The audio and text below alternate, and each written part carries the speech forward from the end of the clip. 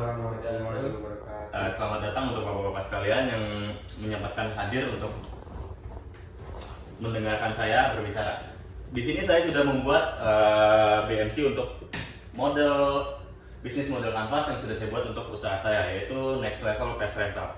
Di sini saya ingin menjelaskan yang pertama itu siapa sih target utama untuk pasar kita. Yang pertama itu ada mahasiswa dan juga pelajar dan juga karyawan-karyawan yang memiliki waktu luang. Lalu apa sih yang membuat rental ini beda dari yang lain? Terus yang pertama itu saya punya hardware yang terupgrade atau yang terbaru lah. Saya di sini menggunakan PS5, sedangkan pesaing-pesaing atau kompetitor lain masih menggunakan PS3 ataupun PS4.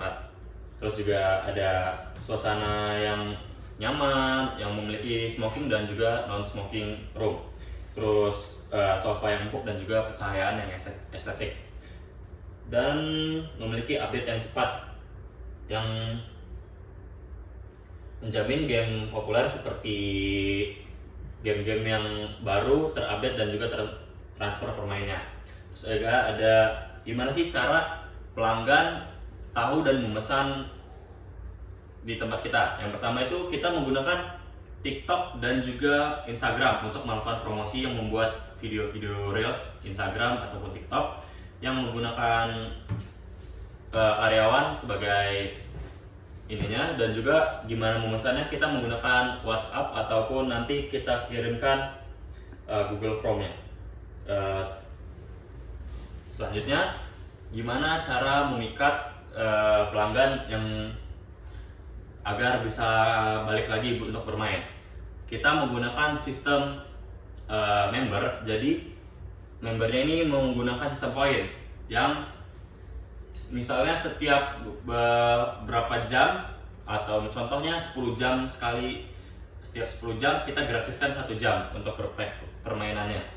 Dan juga ada community building yang mengadakan turnamen setiap misalnya 2 minggu sekali untuk game-game kompetitif seperti Tekken atau FIFA.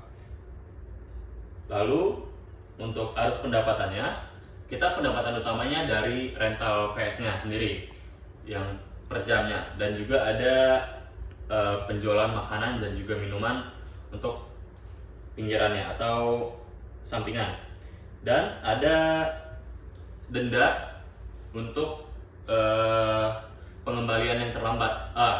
Di sini saya menggunakan sistem 2, yaitu ada yang main di tempat dan juga ada yang sewa untuk dibawa pulang ke rumah. Jadi ada denda terlambat pengembalian. Selanjutnya ada key activities. Di sini saya memiliki untuk maintenance konsol, update game terbaru, dan juga marketing medsos dan event turnamen. Selanjutnya ada key resource, yaitu asetnya kita sendiri, yaitu unit PS4 dan PS5 Pro, TV ukuran 4K dan juga sofa gaming untuk dan akun game, lokasi yang strategis. Dan key partnership-nya itu toko game untuk mendapatkan diskon dan promo untuk kita servis PS ataupun sticknya jika ada masalah ataupun kendala. Dan warung makan jika ada lahan kosong, misalnya kita punya lahan kosong di tempat kita PS-nya di depan, kita bisa sewakan ke orang yang ingin menjual makanan untuk mendapatkan tambahan lagi.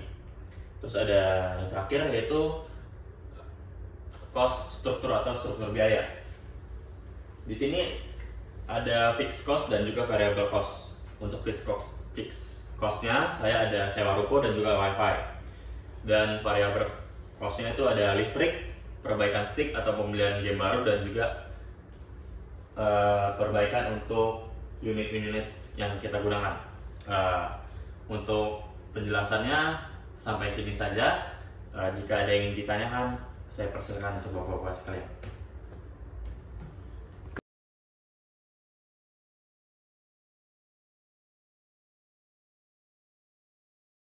Jadi di sini saya mau nanya, kan di sini ada sewa harian atau take away. Itu dimana barang kita itu dibawa pulang oleh ke customer kita itu. Bagaimana sih kita bisa menjamin barang kita tuh aman, nggak dibawa pergi sama si customer itu. Oke. Cukup. Kalau pertanyaan dari saya sebenarnya lebih question soal value proportions kamu itu, karena kamu di sini kan hanya rental PS ya, dan kalau saya dengar tadi bisa sampai 24 jam main di onsite-nya. Ini yang mau saya tanyakan tuh sebenarnya gimana, walaupun kamu tadi jelasin soal ambience yang beda atau beberapa hal yang berbeda di tempat sewa kamu ini, gimana caranya kamu bersaing sama tempat-tempat yang lebih konvensional?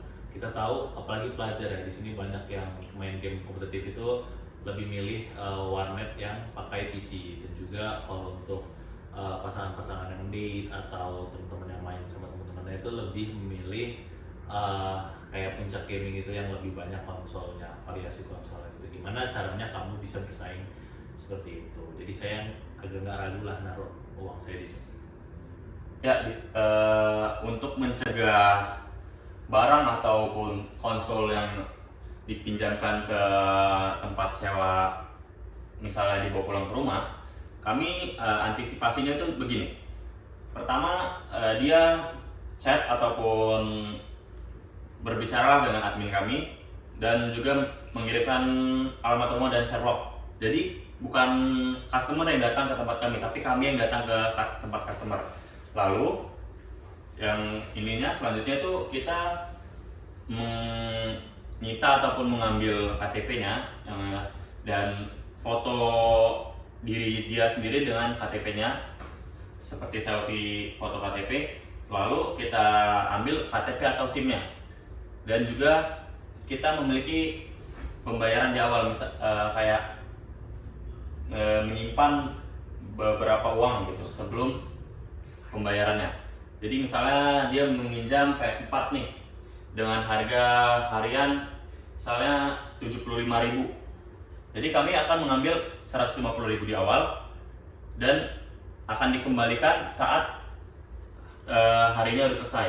Jadi pembayaran juga dipotong dari uang itu. Misalnya 75.000 dipotong dari 150.000 dipotong dari 75.000. Sisanya akan dikembalikan ketika misalnya dia nggak ngembaliin terlambat ataupun nggak telat lah ngembaliinnya. Jadi uangnya sisanya dikembalikan total ke dia. Kalaupun telat akan dipotong juga dari situ, dan misalnya dia kabur ataupun hilang, kita pertama punya bukti KTP, yang kedua kita punya tahu alamat rumahnya. Jadi kita bisa melihat ataupun nyamperin langsung misalnya ada kehilangan. Oke. Jadi begitu saja yang ingin saya sampaikan. Saya sudah menjawab dan juga memberikan presentasi untuk usaha yang saya berikan. Saya ingin meminta maaf jika ada kesalahan kata ataupun perbuatan yang saya lakukan. Terima kasih Bapak-Bapak sekalian. Saya harap kalian semua akan menjadi investor untuk usaha saya.